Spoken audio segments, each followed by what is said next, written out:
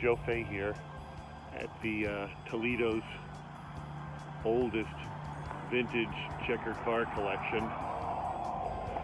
3 pristine vintage checker taxi cabs and 1 junker in the back.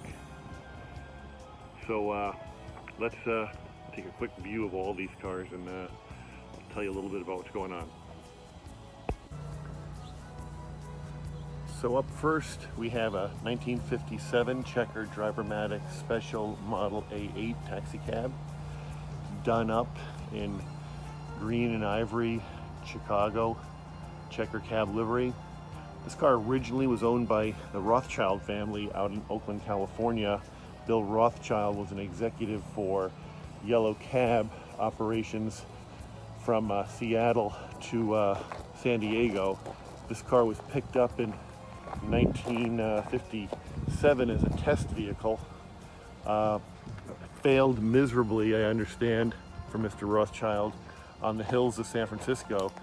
The Continental 6 just wasn't up to taking those big steep hills with a 4,000 pound car. Wound up, actually, Mr. Rothschild took this car, made it his own, and eventually passed it on to the Volunteers of America as a charity. That was then sold to Ben Merkel, who sold it to me. So theoretically, I'm the 3rd owner. Great car, fun time driving it. Lots of nice convenience package items. Power brakes, power steering, automatic transmission, and nice runner. I can get this thing up to 65 miles per hour. Just not too good on hills, as are any checkers. Next we have the 1949 Checker Model A3. The A3 was actually a personal family pleasure car that Checker introduced in '49. It had a full bench seat and a trunk.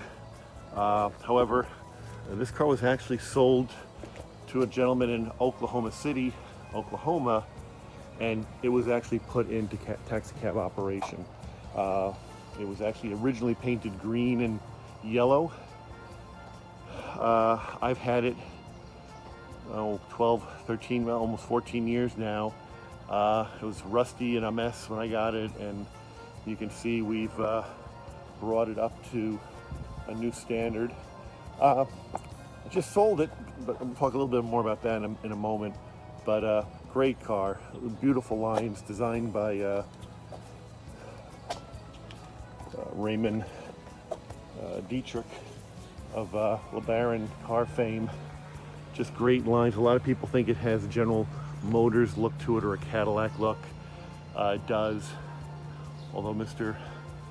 Dietrich said he never copied other designs. There's a lot of GM in this, but there's no single GM part on this car.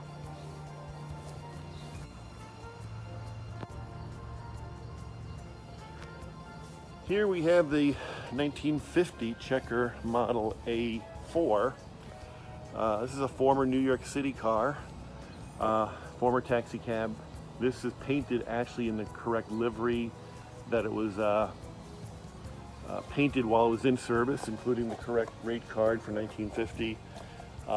This has an interesting story. This car ultimately wound up in 1956 being purchased by MGM Lowe's Pictures, and it was a movie car used in several movies. The Catered Affair, Slander was another film it was in, also Designing Women. The car's been really restored nicely. I have a ball with this car. This is a keeper. I'm gonna most likely die with this one.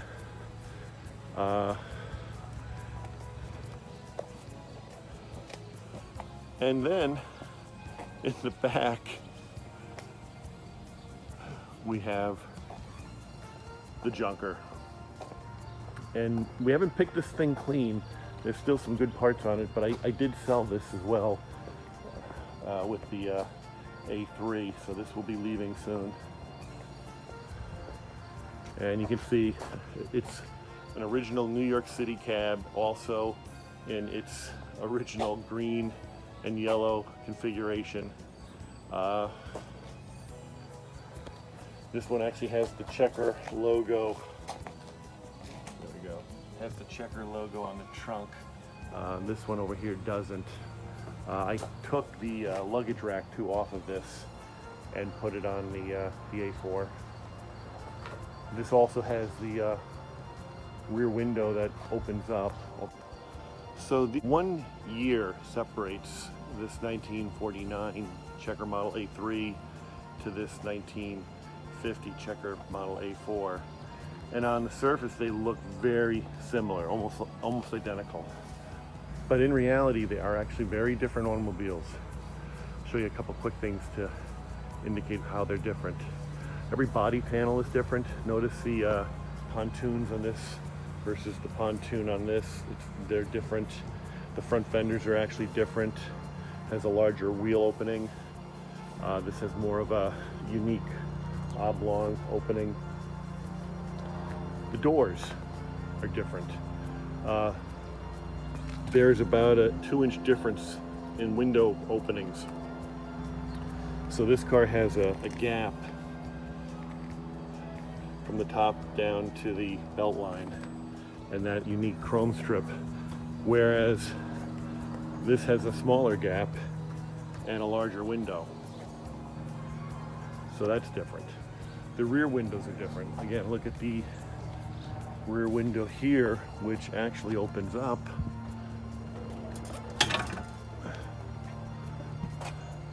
Versus this smaller window.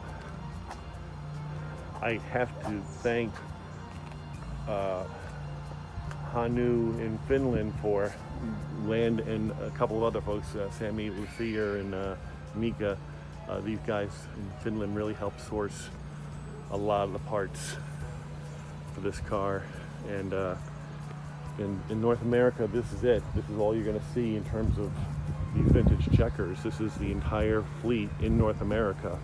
They're through the Helsinki transaction of the early 1950s. There are actually more Checker Model A2s and 3s in Finland than here in the United States. And great Finland club of Checker enthusiasts were very helpful in restoring this car. The trunk is different. Notice this trunk has the outside mounted hinges, and as well it's a square opening, whereas this has internally mounted hinges, and then this is a round curved trunk. So a lot of subtle differences. The bumpers are different. These are very ornate, big, almost Cadillac-esque bumpers versus these somewhat puny, basically 1947 Chevy pickup bumpers.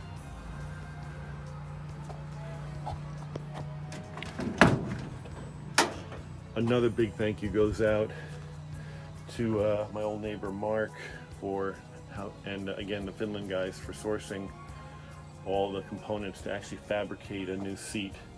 So we had a wooden template came in from overseas in pieces, and then my buddy Mark Carpenter built actually a new frame, and then Riggs Brothers in Chicago upholstered it. Came out real nice.